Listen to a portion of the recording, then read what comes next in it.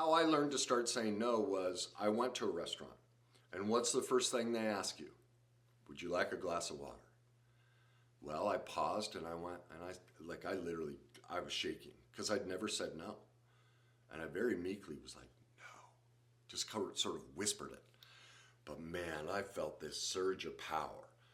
So for the next week, say no to everything. Like I wanted the water, but say no to it anyway. Start there. Start with things you know you like. Say no to them. Go off and think about it. What you want to check is what are your morals and values, what are your needs and wants, and what's negotiable and non-negotiable. If it meets all of those, you say yes. If it doesn't, then after thinking about it, what I always tell people to say is, I thought about it, and that just doesn't work for me.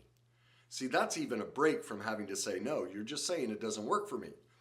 Now, I'm at the place now I can just say no thank you, but many people can't say that, all right? So that's a buffer. We have to think through two things. One, will I ever resent this person if I say yes to it?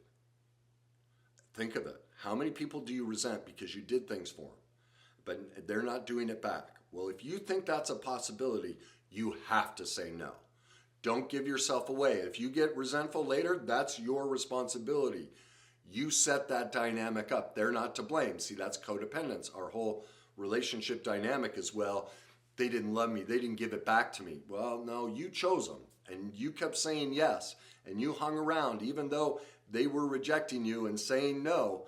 That's on you. You're responsible for that. That's the dynamic. That's the Kardashian dynamic we need to shift in society. They're not responsible. I allowed it. It was like one of my wives who was physically and verbally abusive. After the first time she hit me, my staying was an implied yes.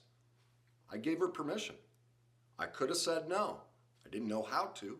I did the best I could at the time. I'm not excusing her behavior, and if you've been through abuse, I'm not excusing it.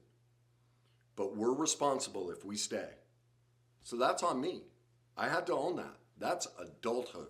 That's getting out of the codependent dynamic. The next thing we have to remember about about how to say no is, will we ever throw it in their face?